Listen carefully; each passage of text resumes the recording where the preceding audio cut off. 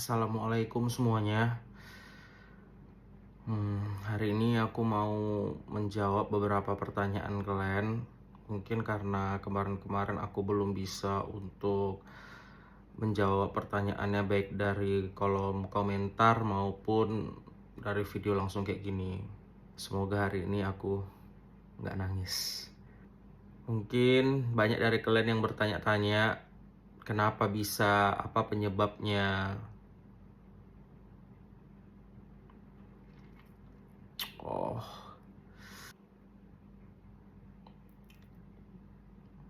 ya aku coba ya.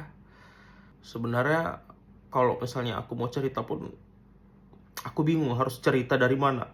Tapi yang terlihat jelas itu waktu pertama kali pada waktu bapaknya meninggal. Habis dari bapaknya meninggal, Robby mulai drop. Terus setelah itu ya kami kerja seperti biasa, buat-buat video seperti biasa gitu. Tapi aku ngelihat anak ini mulai murung gitu. Sebenarnya aku juga bukan orang yang terlalu intens sekali komunikasi sama si Robby gitu. Tapi karena aku melihat dia terlalu murung, jadi aku bilang, Rob, kok nggak kenapa-kenapa kan? Kok kalau misalnya ada yang mau diomongin, kok nggak usah malu, kok ngomong aja sama aku gitu. Aku bilang sama dia. Terus dia diam aja. Tapi besok-besoknya dia bilang gini sama aku, Jun, BTW dia panggil aku tuh Jun ya, kawan-kawan dekat yang lain itu juga manggil aku Jun gitu. Mungkin aku udah ada jelaskan lah di video lamaran aku kenapa ada yang manggil Jun, ada yang panggil Adi, ada yang panggil Abian. Terus dia bilang gini, Jun, ada yang mau aku ceritakan lah sama kau besok. Besok kita jumpa ya, katanya gitu. Oke, ya mungkin saatnya ada yang mau diceritakan sama dia. Terus kami duduk, makan, berdua aja nih. Terus tiba-tiba dia bilang gini, aku duluan yang bilang, apa yang mau kau ceritakan, Rob? Ceritalah.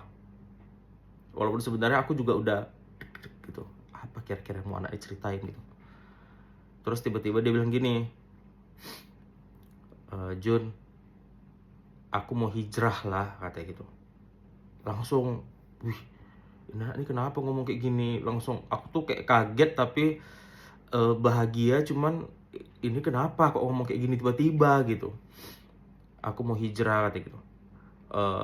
Tiba-tiba aku ngerasa kayak aku tuh nggak takut sama kematian, katanya. Aku diam aja lah kan, aku sambil dengarkan apa yang dia ngomong kan. Tapi di sini aku masih nggak terlalu yang kayak mana kali. Dia bilang aku tiba-tiba kayak nggak takut dengan yang namanya kematian. Dan aku ngerasa nih Jun, kayak Allah tuh tiba-tiba sayang kali sama aku, katanya. Rob, kok ngomong apa sih? Iya, jadi aku pengen hijrah.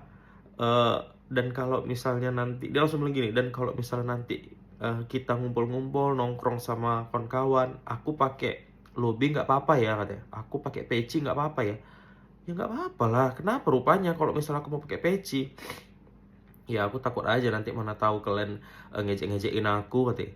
Enggak loh Rob, kok kenapa tiba-tiba ngomong kayak gini? Nggak tahu John, aku ngerasa aku tuh pengen lebih dekat.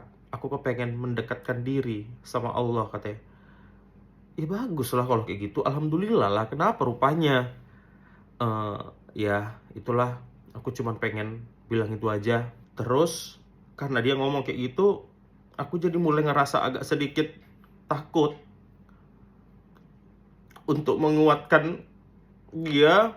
Dan untuk menguatkan aku jadi ngomong kayak gini sama dia, Rob, aku nggak tahu apa yang sekarang kau rasakan, aku nggak tahu apa yang kau maksud sekarang, tapi aku cuma pengen ngomong sama kau, jangan kau kira aku bisa kalau nggak ada kau. Aku minta sama kau, tolong kau kuat kalau ada masalah yang kau belum pernah cerita sama aku. Ya cuma itu aja. BTW sorry ya kalau misalnya aku menjelaskannya kayak nggak jelas gitu, karena sebenarnya aku juga pikirannya bercabang-cabang, aku nggak tahu harus menjelaskan yang dari mana gitu.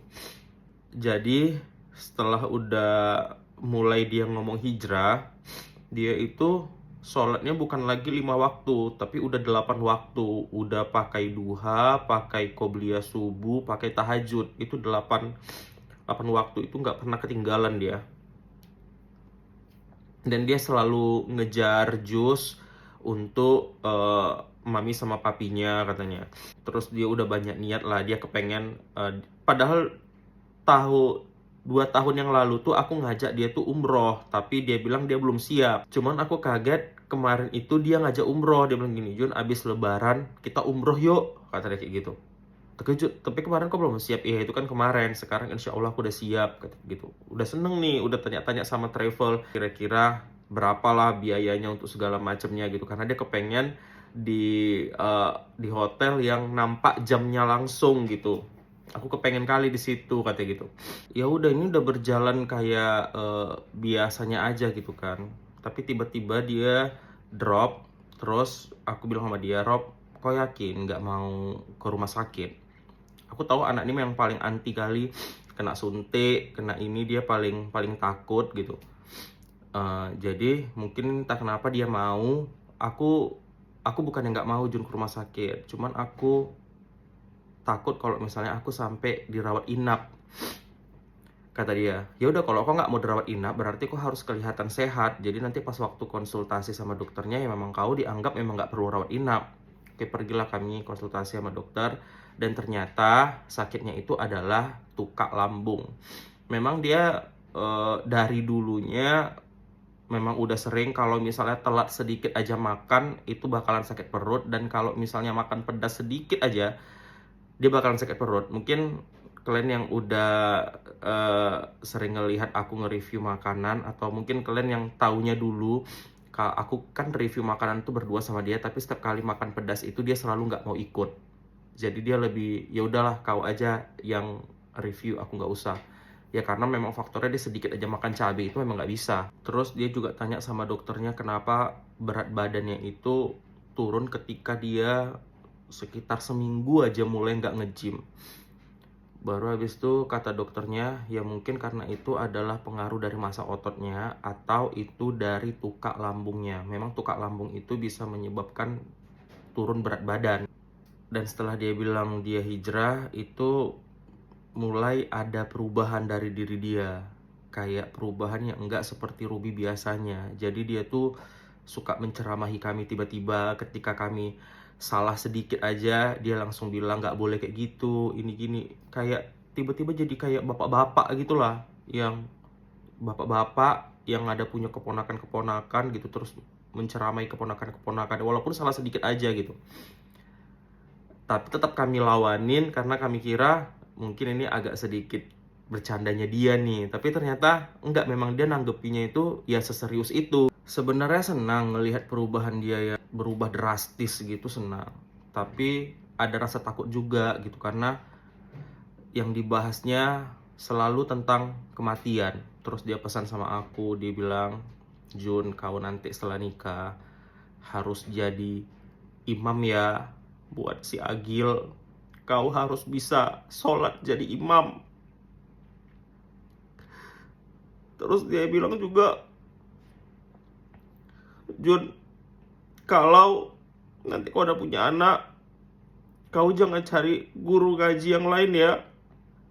Biar aku aja yang ngaji anak kau sampai bisa, katanya. Terus habis itu dia ngomong, Jun, aku tahu selama ini aku tuh selalu nyusahin kau. Selama ini aku tuh bergantung sama kau. Aku ini bodoh, gak bisa apa-apa. Tapi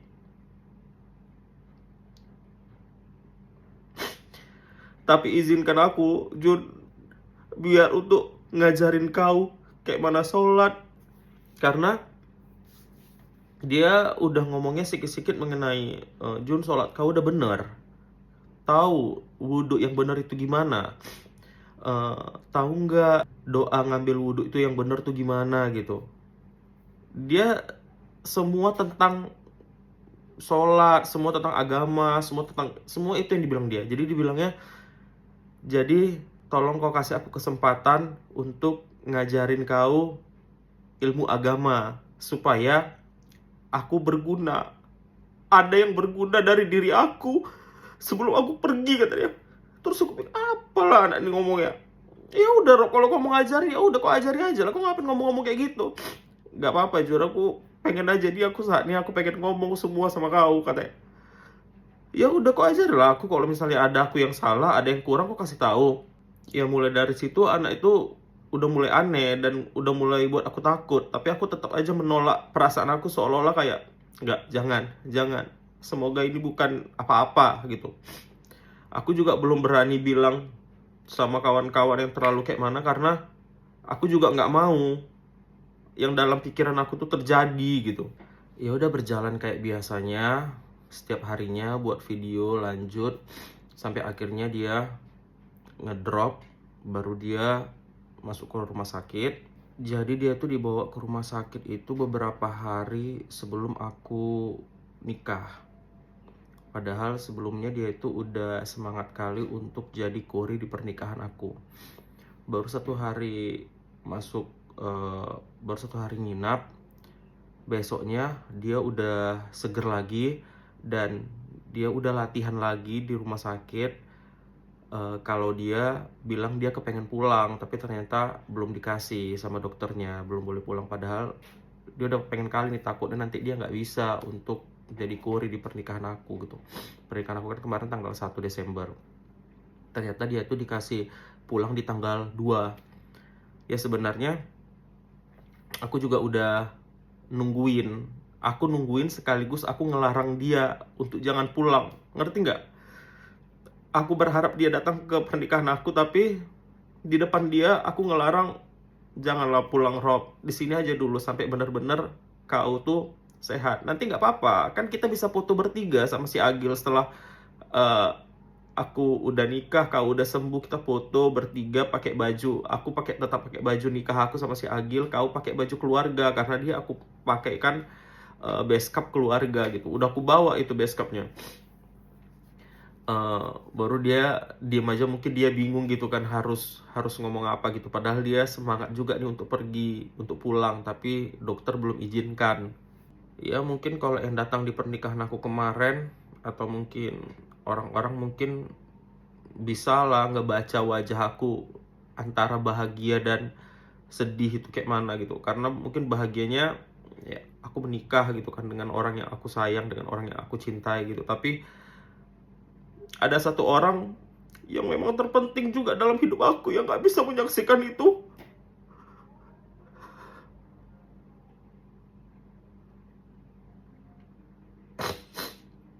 Tapi sebelum ijab kabul, aku menyempatkan untuk video call dia. Aku video call, tapi waktu aku kasih tunjuk aku pakai baju adat Jawa putih kan untuk ijab kabul, dia langsung nangis. Dia langsung sesek. Langsung dibilangnya, Jun, katanya. Dia gak bisa lagi ngomong apa-apa.